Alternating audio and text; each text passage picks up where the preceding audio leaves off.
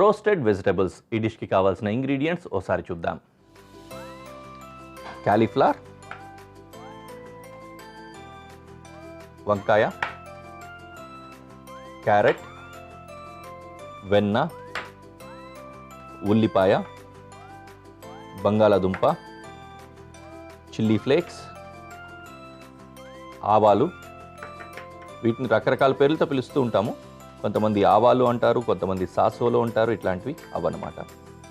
అలాగే పంచదార, జీలకర్ర, మిరియాల పొడి, ఇంకా వెల్లుల్లిపాయలు. ఇవి ఇంగ్రీడియంట్స్. ఓకే, చాలా సింపుల్గా క్విక్గా అయ్యే డిషెస్ కూడా అన్నమాట ఇవి. అదే క్రమంలోనే ఇప్పుడు తయారు చేసుకుందాం. పొయ్యి వెలిగించి పెనం పెట్టేసుకుందాం. వెల్లుల్లిపాయలు చాప్ చేసుకుందాం.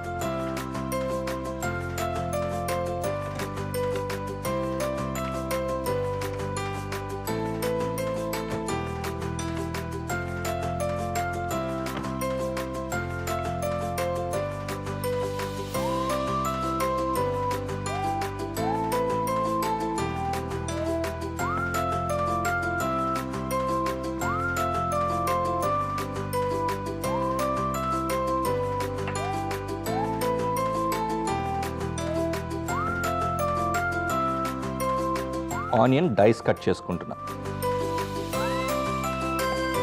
కొంచెం పెద్ద సైజు డైసే ఉన్నాయి, ఎందుకంటే వెజిటేబుల్స్ అన్నీ కూడా పెద్ద పెద్దగానే పెడతాం కాబట్టి ఆనియన్ కూడా కొద్దిగా బిగ్గర్ డైస్ ఉంటేనే బాగుంటుంది.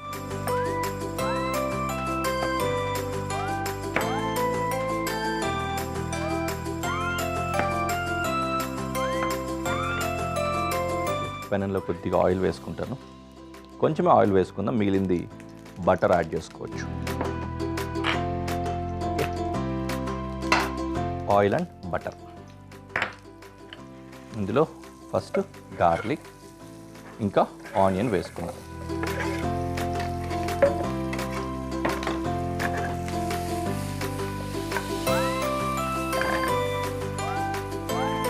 Hard to soft vegetables add చేసుకోవాలి. ఫస్ట్ హార్డ్ వెజిటబుల్ ఇందులో పొటాటో కట్ చేసి వేసుకుందాం.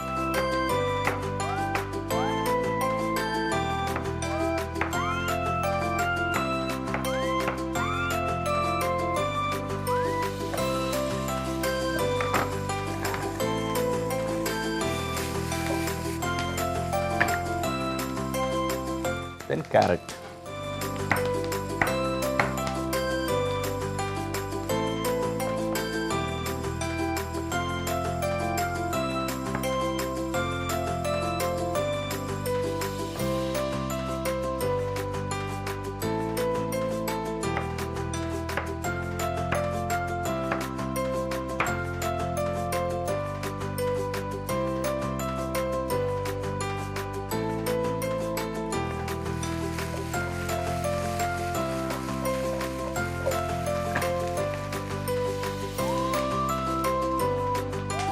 తర్వాత క్యాలీఫ్లవర్ లెట్స్ అవి కూడా వేసుకున్నాం.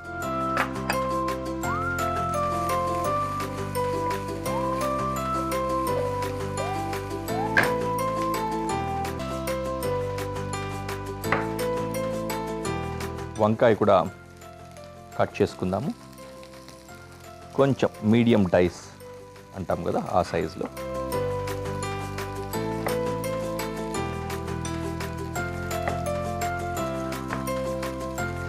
మనము నిజానికి ఫ్రై రూపంలో, అంటే కూరల్లో లాగా చేసుకోవడము, అన్నంలో కలుపుకొని తినడము, ఇలాంటి వాటికి మాత్రమే బంగాళాదుంప చేసుకుంటూ ఉంటాము. వేపుడు లాగా చాలా తక్కువగా చేస్తారు బంగాళాదుంపని.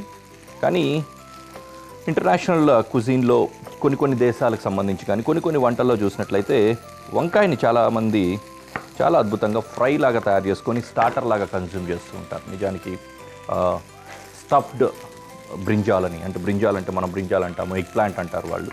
సో స్టఫ్డ్ ఎగ్ ప్లాంట్గా కానీ ఇలాగా రకరకాలుగా తయారు చేసుకుంటారు. చాలా బాగుంటుంది కూడా. ఇప్పుడు కూడా మనం స్టార్టర్కి యూజ్ చేయబోతున్నాం.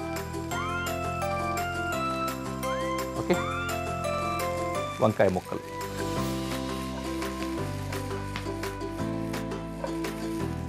ఒక చిన్న కరెక్షన్, గుర్తొచ్చింది. పోపులో వేసినట్లుగానే ఈ జీలకర్ర ఆవాలు కూడా నూనెలో ఫ్రై చేసుకొని వేసుకోవాలి. అది మిస్ అయింది కాబట్టి అది కూడా వేసేసుకుందాం.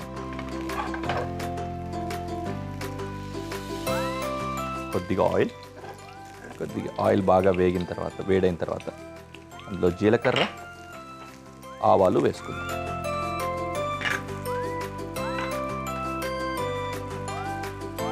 కాస్త ఆవాలు చిట్టచిట్టలాడిన తర్వాత కలిపేసుకోవచ్చు. ఇక్కడ ఓకే, సీజనింగ్ టైం.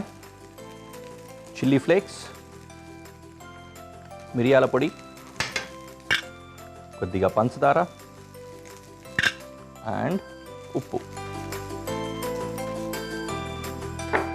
ఇక్కడితో పదార్థాలన్నీ ముగిశాయి. చక్కగా సాతే చేసుకొని పచ్చివాసన పోయే విధంగా